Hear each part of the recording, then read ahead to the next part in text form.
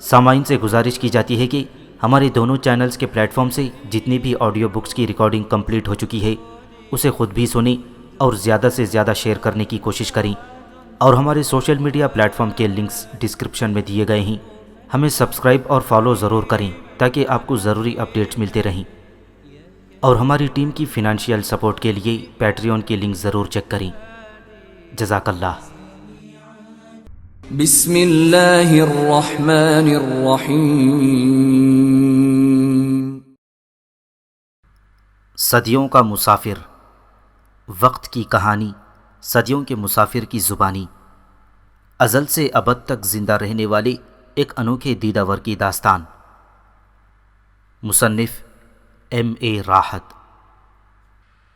Episode 35۔ تقریباً آدھی رات ہو چکی تھی پروفیسر، جب میں اس پہاڑی کے دامن میں پہنچا جہاں اندیشک کا گھر تھا۔ میں نے چاروں طرف نظریں دوڑا کر اچھی طرح اطمینان کر لیا کہ کوئی مجھے دیکھ نہیں رہا ہے۔ دور دور تک کسی کا کوئی پتہ نہیں تھا، ہر طرف نیم تاریکی تھی اور گہرا سناٹا طاری تھا۔ میں نے بہت ہولے سے اندیشک کے دروازے پر دستک دی۔ مجھے حیرت ہوئی کہ میری اس آہستہ اور پہلی ہی دستک پر کسی نے دروازہ کھول دیا۔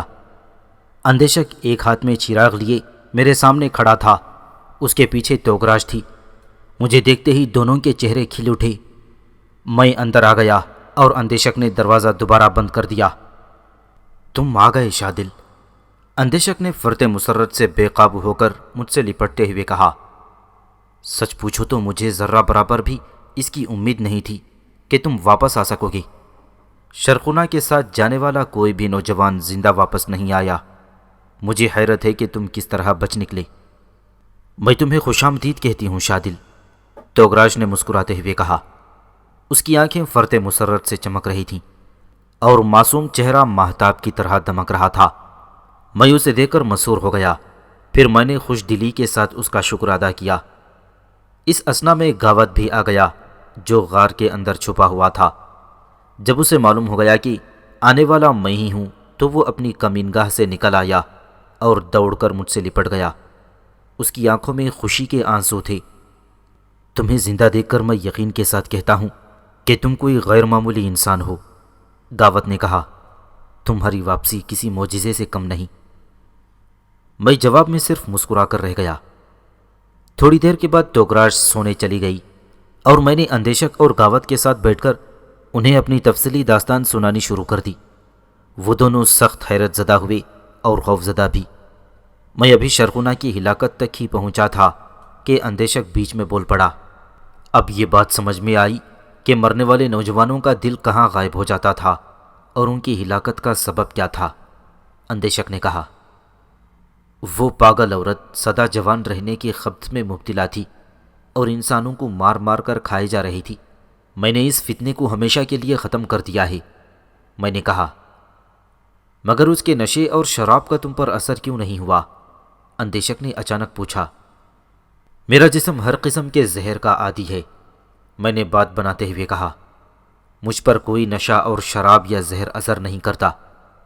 اندیشک نے بے یقینی کے ساتھ مجھے گھورا لیکن کچھ کہا نہیں۔ اس کے بعد میں نے اپنی داستان کا وہ حصہ سنایا جس کا تعلق 5 سپاہیوں کے ساتھ میری مٹ بھیڑ تھا۔ جب اندیشک اور گاوت کو یہ معلوم ہوا کہ میں نے بغیر کسی ہتھیار کی مدد سے 5 میں سے 4 سپاہیوں کو ہلاک کر دیا اور 5واں بھاگ نکلا تو ان کے منہ حیرت سے کھلے کے کھلے رہ گئے۔ ناممکن، بالکل ناممکن، اندیشک آپ ہی آپ بڑبڑایا۔ کہاں 1 اور کہاں 5؟ تم ضرور کوئی پراسرار آدمی ہو، تمہیں مقدس آگ کی خوشنودی حاصل ہے، تم غیر معمولی ہو۔ میں غیر معمولی اس حد تک ہوں کہ میرا جسم بہت مضبوط ہے، میں نے مسکراتے ہوئے کہا، اور اس کی وجہ یہ ہے کہ میں نے شروع سے اپنے جسم پر بہت توجہ دی ہے، اس کے علاوہ اور کوئی بات نہیں ہے۔ اندیشک نے میری بات کا کوئی جواب نہیں دیا۔ میں سمجھ گیا کہ میرے بارے میں اس کے دل میں بہت سے سوالات پیدا ہو رہے ہیں اور وہ میری حقیقت کو جاننے کی کوشش کر رہا ہے۔ تو یوں کہو کہ تم آج رات 5 لاشیں اپنے پیچھے چھوڑ کر آئے ہو، گاوت نے کہا۔ ہاں، مجبوری تھی، میں نے جواب دیا۔ اس کے علاوہ اور کیا بھی کیا جا سکتا ہے؟ اور اب یہ سمجھ لو کہ کل صبح بستی بستی میں ایک قیامت برپا ہو جائے گی बूढ़े अंदेशक ने तशवीशनाक लहजे में कहा। ग्राटस की बीवी शरखुना की अपने महल के अंदर हिलाकत और ग्राटस के 4 फौजियों का ऐन बस्ती के अंदर मारा जाना कोई मामूली वाक़ियात नहीं है। ये सच है कि ग्राटस शरखुना की हिलाकत पर दिल ही दिल में खुश होगा कि उसे उसके अजाब से निजात मिल गई, लेकिन वो कातिल को तलाश करके उसे सज़ा देने की पूरी कोशिश करेगा, और फिर अपने फौजियों की हिलाकत पर तो वो खामोश बैठ ही नहीं सकता। बस्ती में किसी की मजाल नहीं है कि ग्राटस के किसी सिपाही की जानिब आंख उठाकर भी देख सके, कुजा ये कि उसके 4 फौजी एक साथ कत्ल हो जाएं। वो कातिल की तलाश में बस्ती के एक घर को कंगाल डालेगा। गुस्से के मारे वो दीवाना हो जाएगा। हमें इन हालात में सख्त मोहतात रहने की ज़रूरत है। तुम ठीक कहते हो अंदेशक, गावत ने जवाब दिया। हमें हालात का बगौर जायज़ा लेना होगा और उसके बाद हम आइंदा की हिकमत अमली तय करेंगे।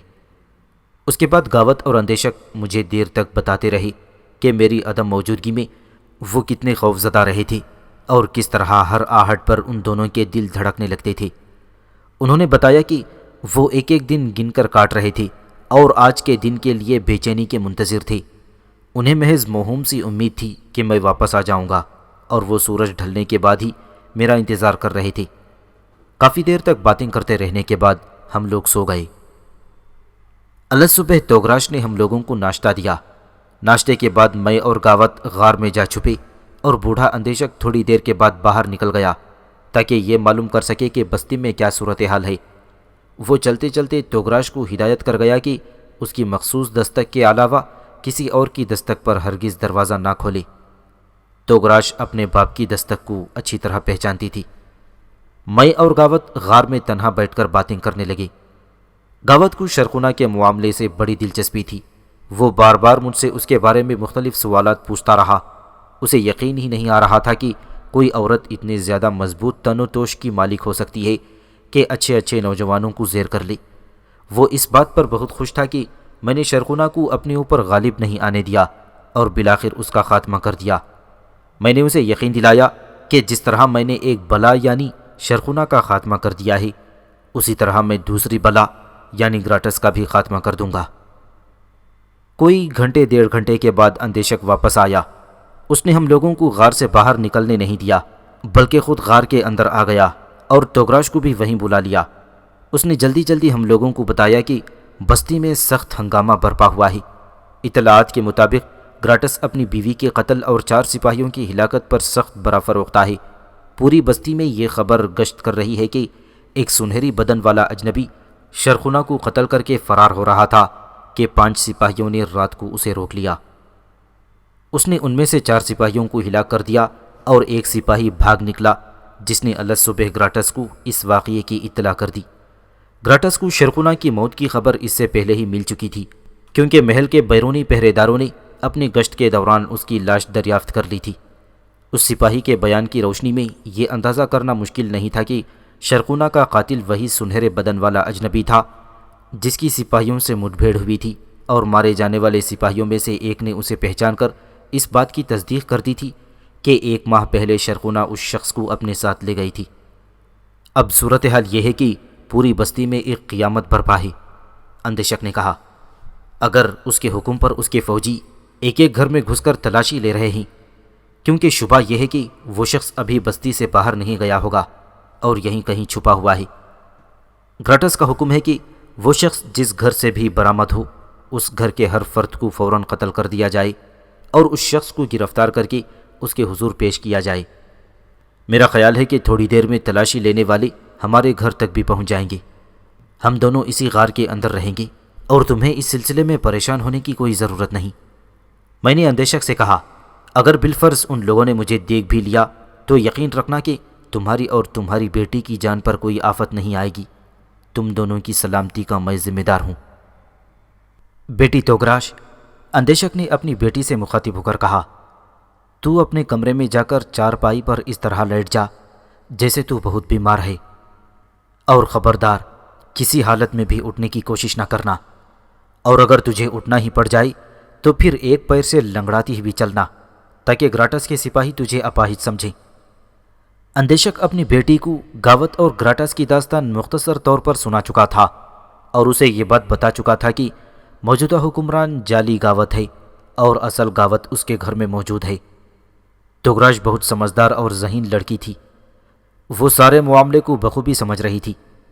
اس نے اپنے باپ کی ہدایت پر عمل کیا اور غار سے باہر چلی گئی۔ اس کے جانے کے بعد اندیشک بھی ہم دونوں کو ہوشیار رہنے کی تلقین کرتے ہوئے غار سے باہر نکل گیا تھا۔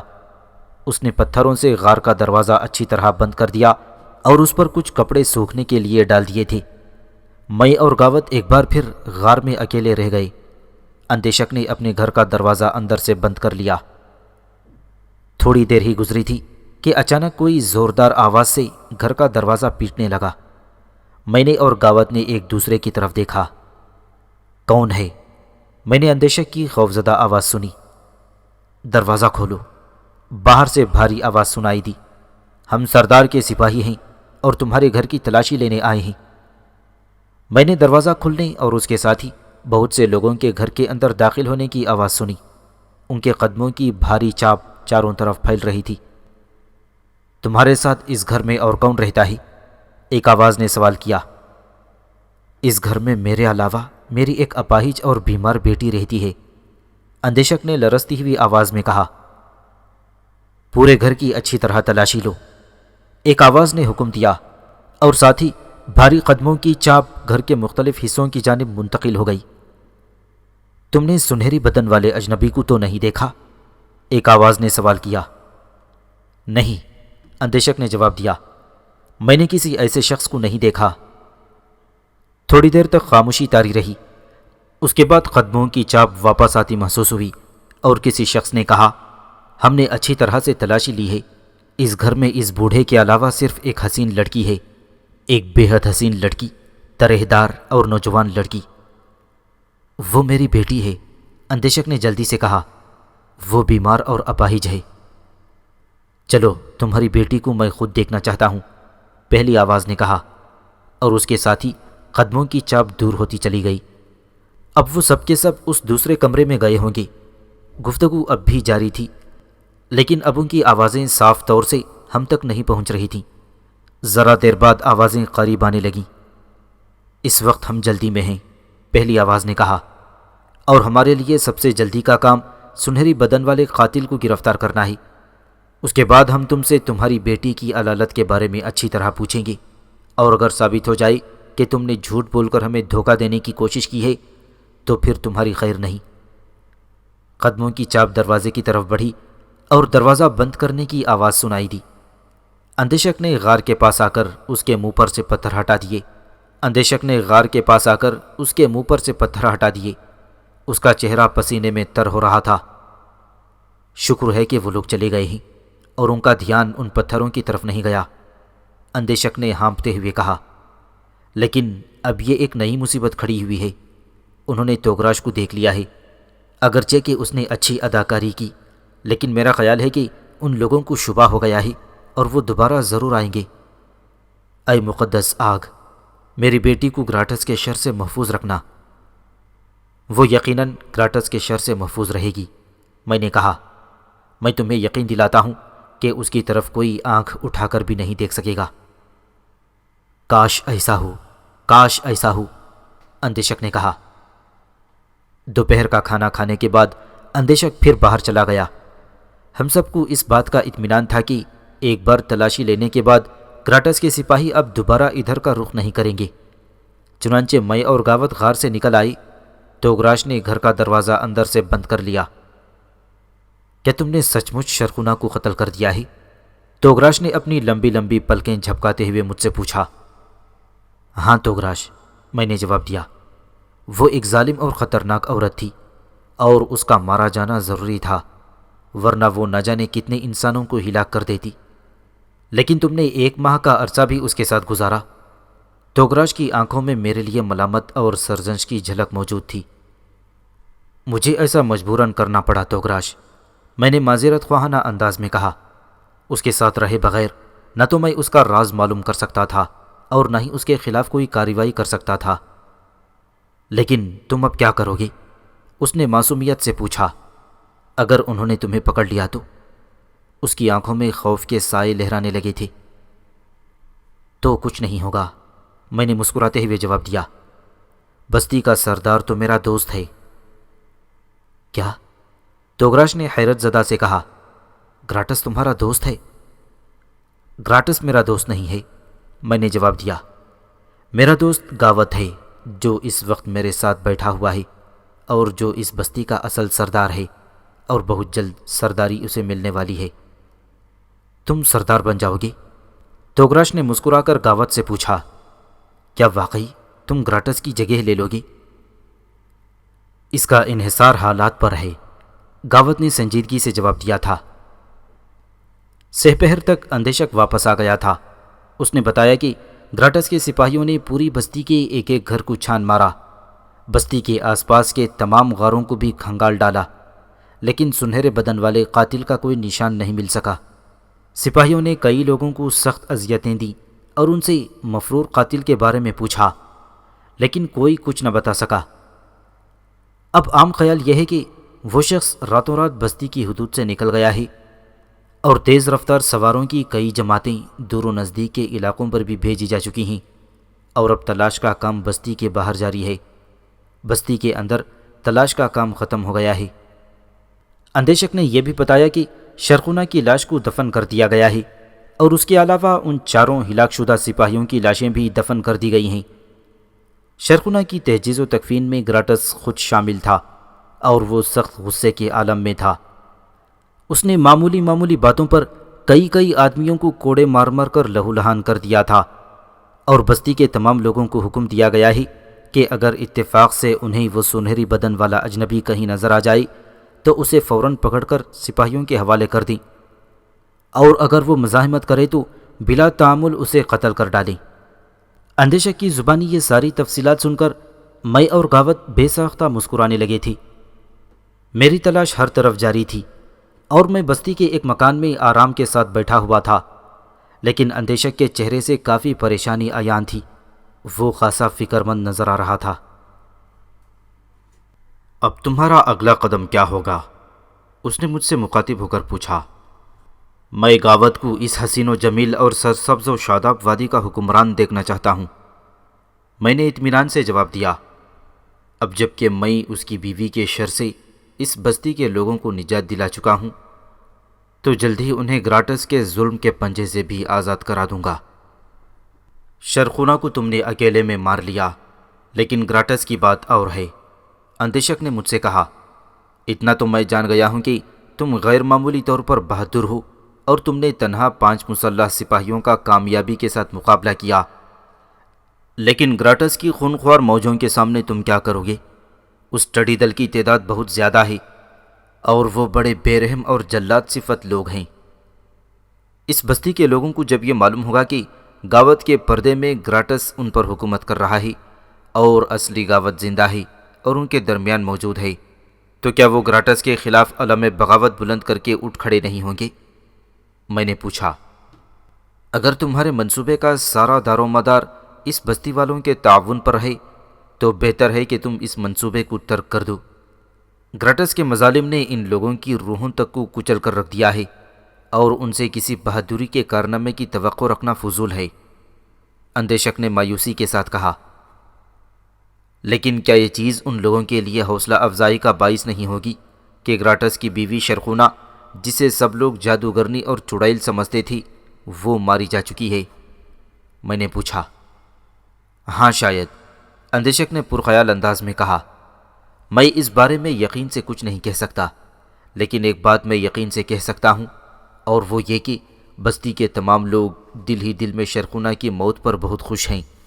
یہ دوسری بات ہے کہ خوف نے ان کی زبانوں پر مہر لگا رکھی ہے، اور وہ اپنے جذبات کا کھلم کھلا اظہار نہیں کرتے۔ بہرحال اگر تم لوگ میری مانو تو ابھی بھی وقت ہے، تمہیں کسی نے یہاں نہیں دیکھا، تم لوگ واپس چلے جاؤ، ورنہ گراٹس کے ظالم سپاہیوں کے ہاتھوں تمہارا جانے کیا حشر ہو۔ میں اندیشک کے دل کی بات کو اچھی طرح سمجھ رہا تھا۔ وہ چالاک بوڑھا اصل میں میری شخصیت کے راز کے بارے میں جاننا چاہتا تھا، اور بار بار اس قسم کی باتیں اس لیے کہہ رہا تھا کہ میں جوش میں آ کر اس کے سامنے اپنے پورے منصوبے کا انکشاف کروں۔ لیکن سچ تو یہ ہے پروفیسر کہ اس وقت تک میرے ذہن میں کوئی منصوبہ تیار ہی نہیں ہوا تھا۔ مجھے خود معلوم نہیں تھا کہ میرا اگلا قدم کیا ہوگا اور میں کس طرح اپنی مہم کا آغاز کروں گا۔ ابھی تک میں اس بارے میں کوئی آخری فیصلہ بھی نہیں کر سکا تھا۔ چنانچہ میں نے اندیشک کی بات کے جواب میں کہا، واپسی تو ضرور ہوگی، لیکن ہم دونوں کی نہیں بلکہ صرف میری۔ میں حقدار کو اس کا حق دلا کر یہاں سے چلا جاؤں گا۔ بوڑھے اندیشک نے ایک بار پھر مجھے مشتبہ نظروں سے دیکھا اور میں خاموش ہو گیا، اور پھر یوں ہوا کہ مجھے خود کوئی منصوبہ بنانے کی ضرورت ہی نہیں پڑی۔ حالات کے تحت خود بخود میری مہم کا آغاز ہو گیا۔ شرخونہ کی ہلاکت کو 1 ہفتہ گزر چکا تھا، اور اندیشک کے اطلاعات کے مطابق اس دوران دور و نزدیک کی تمام بستیوں، سراؤں اور آبادیوں کو اچھی طرح کھنگالا جا چکا تھا، لیکن سنہری بدن والا قاتل وہاں ہوتا تو ملتا۔ تنگا کر تلاش کا کام ترک کر دیا گیا اور فرض کر لیا گیا کہ وہ شخص کہیں گھنے جنگلوں میں روپوش ہو گیا ہے۔ شام کا وقت تھا اور میں اور گاوت ابھی کھانے سے فارغ ہوئے تھے۔ ہم دونوں دن کا زیادہ تر وقت غار کے اندر ہی گزارتے تھے۔ اس وقت ہم دونوں غار کے اندر ہی تھے اور اندیشک ہمارے ساتھ تھا۔ توگراش باورچی خانے میں مصروف تھی۔ اچانک مکان کا دروازہ زور زور سے پیٹا جانے لگا۔ اندیشک کا چہرہ فق ہو گیا۔ شرخونہ کی حالت کے بعد جب میں واپس آیا تو اندیشک نے کئی ہتھیار لا کر غار میں رکھ دیے تھے، اور یہ ان ہتھیاروں کے علاوہ تھے جو گاوت اپنے ساتھ لایا تھا۔ گاوت نے لپک کر ایک تلوار اٹھائی۔ میں نے ہاتھ کے اشارے سے اسے روکا اور سرگوشی میں کہا، جب تک میں نہ کہوں کوئی قدم نہ اٹھانا۔ پھر میں نے اندیشک سے کہا، غار کا منہ پتھروں سے بند کر دو اور دروازہ کھول دو۔ میں یہاں بالکل تیار بیٹھا ہوں، اور ہاں، توگراش سے کہو کہ وہ بیمار بن جائے۔ اندیشک نے میری ہدایت پر عمل کیا اور دروازہ کھول دیا۔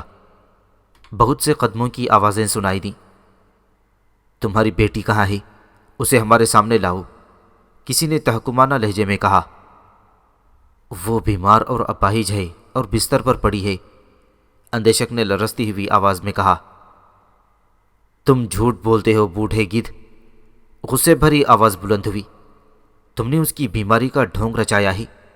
چلو ہمیں اس کمرے میں لے چلو، اگر وہ بیمار ہے تو بھی ہم اسے اپنے ساتھ لے جائیں گے، کیونکہ وہ بے انتہا خوبصورت ہے۔ سردار کے پاس کئی اعلیٰ درجے کے طبیب موجود ہیں، وہ اس کا علاج کروا لے گا۔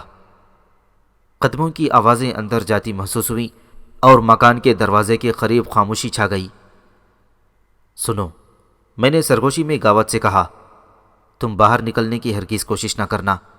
اس کے ساتھ ہی میں غار کے منہ پر سے پتھر ہٹا کر باہر نکل گیا، اور میں نے جلدی سے پتھر کو دوبارہ اسی جگہ لگا دیا۔ میں نے ایک ہاتھ میں تلوار پکڑ رکھی تھی۔ دروازے کے قریب کوئی نہیں تھا۔ میں نے جلدی سے آگے بڑھ کر اندر سے دروازے کی کنڈی لگا دی اور پھر دیوار کی آڑ لیتا ہوا آہستہ آہستہ توگراش کے کمرے کی طرف بڑھنے لگا۔ وہ تعداد میں 7 تھے اور سب کے سب ہتھیاروں سے لیس۔ بوڑھا اندیشک خوف سے لرزتا ہوا ان کے آگے آگے چل رہا تھا۔ ان میں سے ایک نے اپنے خنجر کی نوک اس کی پشت سے لگا رکھی تھی۔ وہ لوگ توگراش کے کمرے میں داخل ہو گئے اور میں دروازے کی آڑ میں سے اندر کا منظر دیکھنے لگا۔ توگراش پلنگ پر لیٹی ہوئی تھی اور اس نے خوف اور دہشت کے عالم میں اپنی آنکھیں بند کر رکھی تھیں۔ کھڑی ہو جا لڑکی اور مکاری چھوڑ دے، آگے والا آدمی زور سے چلایا، اور اس کے ساتھ ہی اس نے توگراش کی ران پر زور سے چٹکی لی۔ توگراش پہلے چیخی اور گھبرا کر پلنگ سے اتر کر کھڑی ہو گئی، اور وہ یہ بات بھول گئی کہ اسے اپنے آپ کو لنگڑا ظاہر کرنا تھا۔ وہ شخص زور سے وحشیانہ انداز میں ہنسا۔ تو کہتا تھا کہ تیری بیٹی لنگڑی ہے، اب وہ ہمارے سامنے دونوں ٹانگوں پر کس طرح کھڑی ہے؟ مجھ پر رحم کرو۔ اچانک اندیشک اپنے دونوں ہاتھ جوڑ کر گڑ گڑانے لگا۔ میری بیٹی میرا واحد سہارا ہے، اسے مجھ سے مت چھینو۔ تیرے لیے اس سے بڑا اعزاز کیا ہو سکتا ہے کہ تیری بیٹی سردار کے گھر کو رونق بخشے بے وقوف بوڑھے، اس شخص نے کہا، اور پھر توگراش کا سر پکڑ کر گھسیٹتے ہوئے بولا، چل لڑکی، گاوت کو تیری ہی جیسی نازک اندام حسینہ کی ضرورت ہے۔ توگراش کی چیخیں نکل گئیں۔ بوڑھا اندیشک اس فوجی افسر کے قدموں پر گر پڑا، لیکن اس نے اسے ٹھوکر مار کر اپنے سے دور کر دیا۔ توگراش نے جد و جہد شروع کر دی اور فوجی سردار نے اس کے منہ پر ایک زوردار تھپڑ رسید کر دیا۔ وہ بل بلا کر رونے لگی۔ فوجی اسے گھسیٹتا ہوا پلٹا اور اس کے ساتھ ہی اس کے بقیہ ساتھی بھی پلٹ پڑے۔ وہ سب کے سب دروازے کی طرف بڑھے اور پھر سب کے سب جیسے اپنی اپنی جگہ پر منجمد ہو کر رہ گئے۔ دروازے کو میں روکے کھڑا تھا اور میرے ہاتھ میں ننگی تلوار چمک رہی تھی۔ تو کون ہے؟ اچانک فوجی سردار گرجا، لیکن دوسرے لمحے اس کے چہرے کا رنگ بدل گیا۔ یہ تو ہے، اس نے حیرت سے کہا۔ سنہری بدن والا قاتل جس کی تلاش میں ہم 1 ہفتے تک مارے مارے پھرتے رہے، تو یہاں چھپا ہوا تھا۔ یہ تو بہت اچھی بات ہوئی، اب ہم لوگ سردار سے 2 انعام کے مستحق ہیں۔ پھر وہ اپنے ساتھیوں سے مخاطب ہو کر کہنے لگا، یہ جانے نہ پائے، اسے زندہ گرفتار کرنے کی کوشش کرو۔ ہم نے تو ایک کارنامہ سر انجام دے لیا ہے، لیکن افسوس ہے کہ اس کارنامے کی اطلاع تم اپنے سردار کو نہیں دے سکو گے۔ میں نے کہا۔ اس کے ساتھ ہی میری تلوار بجلی کی طرح چمکی اور پھر پروفیسر، فوجی افسر کا سر کمرے کے فرش پر پڑا ہوا تھا اور اس جگہ گرا ہوا اس کا جسم بری طرح پھڑک رہا تھا۔ کئی ننگی تلواریں ایک ساتھ مجھ پر حملہ آور ہوئیں اور میں دروازے کو روکے کھڑا تھا کہ ان میں سے کوئی بھی کمرے سے باہر نہیں جا سکتا تھا۔ تلواریں میرے بدن سے ٹکرائیں اور مجھے کوئی زخم لگائے بغیر ادھر ادھر پھسل گئی تھیں، اور میں نے ایسا ظاہر کیا کہ گویا میں نے یہ سارے وار اپنی تلوار پر روکے ہیں۔ بوڑھا اندیشک اور توگراج غور سے یہ منظر دیکھ رہے تھے اور میں کوشش کر رہا تھا کہ میری فوق البشر صلاحیتوں کا انکشاف نہ ہو سکے۔ اس لیے میں نے ان لوگوں کو ہلاک کرنے میں جلدی نہیں کی۔ ان کے افسر کو ختم کرنے کے بعد میں اگلے چند منٹوں میں ایک آدمی کو اور ٹھکانے لگا دیا۔ اب وہ 5 رہ گئے اور جوش میں بڑھ بڑھ کر حملے کر رہے تھے۔ تھوڑی دیر تک میں ان کے حملوں کو اپنی تلوار پر روکتا رہا اور پھر میں نے ایک مناسب موقع دیکھ کر ان میں سے ایک اور کی گردن اڑا دی۔ 7 میں سے 3 مارے جا چکے تھے اور صرف 4 باقی تھے۔ ایک اور میری تلوار کی زد میں آ گیا اور مارا گیا۔ پھر میں نے محسوس کیا کہ باقی 3 اب خوف اور دہشت کا شکار ہو گئے ہیں اور ان کے حملوں کی شدت میں کمی آ گئی تھی۔ ان کی کوشش یہ تھی کہ کسی طرح مجھے دروازے سے ہٹا دیں تاکہ انہیں باہر نکل کر بھاگ جانے کا موقع مل جائے، لیکن میں نے اس کمرے کو ان کا مقتل بنانے کا فیصلہ کر لیا تھا۔ ان میں سے کوئی بھی اب بچ کر نہیں جا سکتا تھا۔ میں دروازے کے بیچوں بیچ کسی چٹان کی طرح کھڑا ہوا تھا۔ میں نے ان کی آرزو پوری نہیں ہونے دی اور دیکھتے ہی دیکھتے وہ سب ہلاک ہو گئے۔ تم نے نہایت عظیم کارنامہ سر انجام دیا ہے، اندیشک نے میرے قریب آ کر میرے شانے پر اپنا بوڑھا ہاتھ رکھتے ہوئے کہا۔ تم واقعی بے مثال دلیری کے حامل ہو۔ میں نے آج تک تم جیسا لڑنے والا انسان نہیں دیکھا۔ میں اس کے جواب میں صرف مسکرا کر رہ گیا۔ گھر کا دروازہ اندر سے بند تھا۔ میں نے اندیشک سے کہا کہ وہ دروازہ کھول کر دیکھی کہ باہر کوئی اور تو موجود نہیں ہے۔ اندیشک نے دروازے میں سے جھانکنے کے بعد مجھے یہ بتایا کہ باہر 3 گھوڑے اور ایک گھوڑا گاڑی کھڑی ہے۔ اس کا مطلب ہے کہ ان میں سے 3 آدمی گھوڑوں پر اور 4 آدمی گھوڑا گاڑی پر سوار ہو کر آئے تھے، اور ان کا منصوبہ یہ تھا کہ وہ توگراش کو گاڑی میں بٹھا کر اپنے ساتھ لے جائیں۔ میں نے اندیشک سے کہا کہ وہ باہر جا کر دیکھے کہ گاڑی کے اندر کوئی اور آدمی موجود تو نہیں ہے، اور اگر اس میں سے کوئی اور شخص موجود ہو تو اس سے صرف یہ کہہ دے کہ وہ اپنے ساتھیوں کا انتظار کرے۔ اندیشک باہر نکل گیا اور چند منٹ کے بعد اس نے واپس آ کر بتایا کہ گاڑی خالی ہے۔ میں نے غار کا دروازہ کھول کر گاوت کو باہر نکالا۔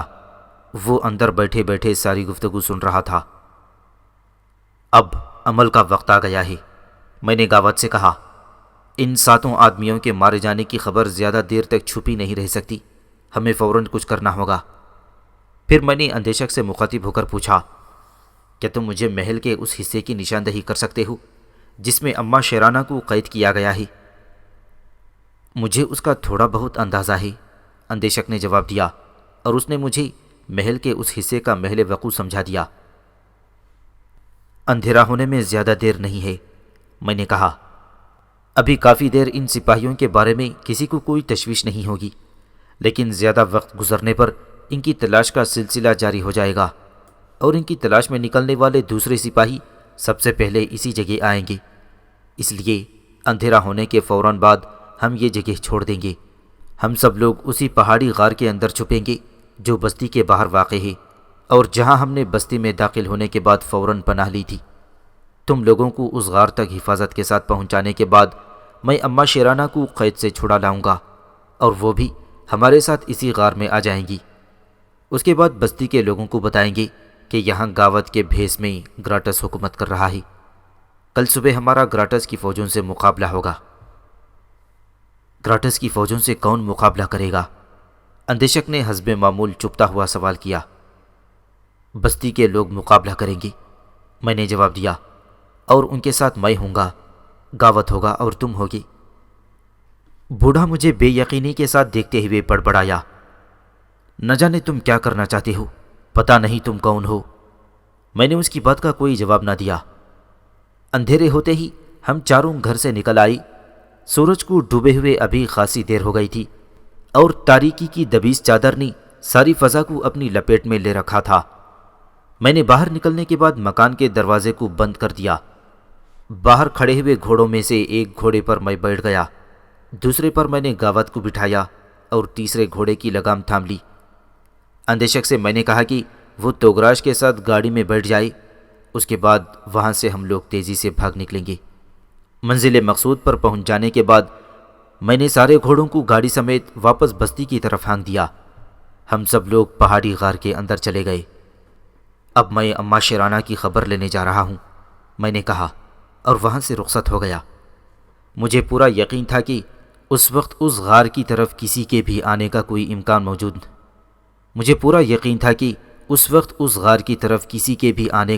امکان موجود نہیں ہے۔ میں گراٹس کے محل میں پچھواڑے کی طرف داخل ہوا۔ یہ وہی جگہ تھی جہاں سے کچھ دن پہلے میں کود کر باہر آیا تھا۔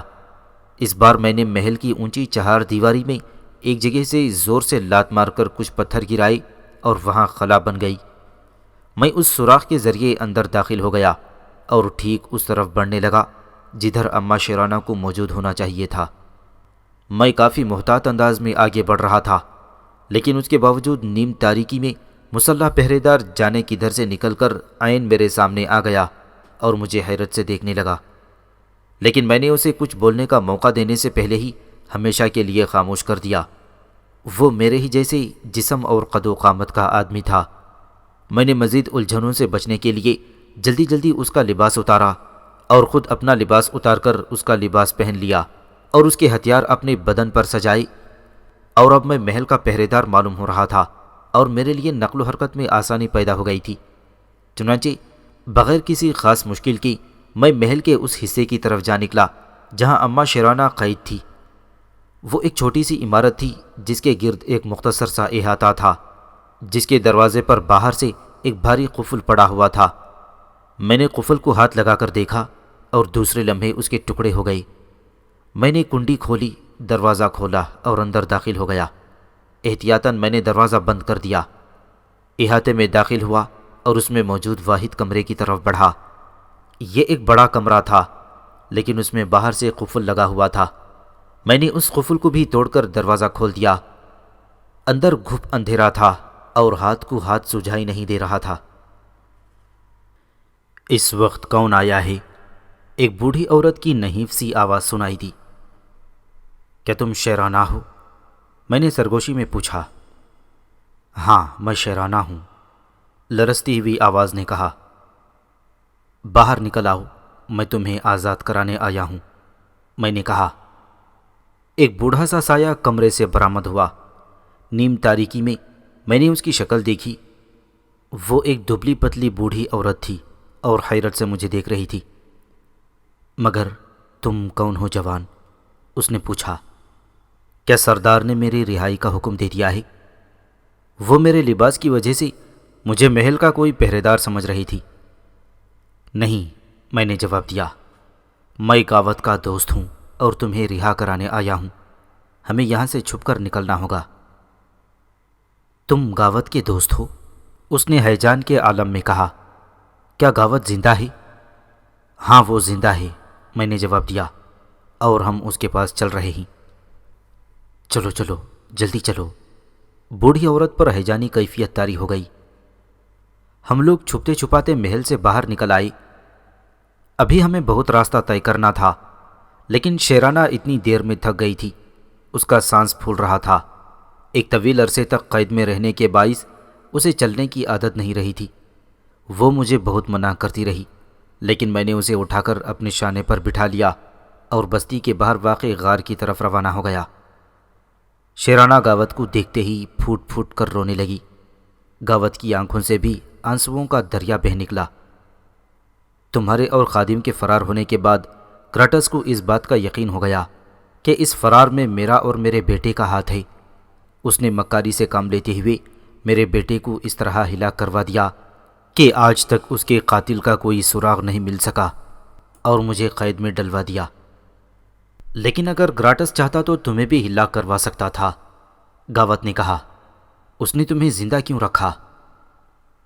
شاید یہ بات تم بھول گئے کہ گراٹس نے بچپن میں میرا دودھ پیا ہے اور میں اس کی ماں کی طرح ہوں، اس وجہ سے اس نے مجھے ہلاک نہیں کیا۔ شیرانہ کے استفسار پر گاوت نے اپنی داستان مختصر الفاظ میں اسے بتا دی۔ میں بستی کے ایک ایک دروازے پر جا کر دستک دوں گی اور لوگوں کو بتاؤں گی کہ گراٹس جھوٹا ہے، وہ گاوت نہیں ہے، اصلی گاوت تخت سے محروم ہے، شیرانہ نے جوش کے عالم میں کہا۔ اور ہم یہ کام فوراً ہی شروع کر دیں گے، میں نے کہا۔